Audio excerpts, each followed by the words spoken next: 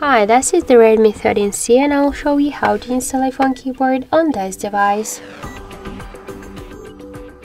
So first we should open the Play Store app and in the search bar we should enter the green Apple keyboard.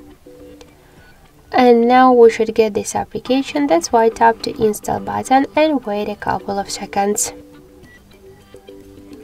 Then just tap to open the app, click to enable in settings, and here green Apple keyboard, click on the switcher, tap twice to OK, and go back, tap to switch input methods and switch your current keyboard to the green Apple keyboard.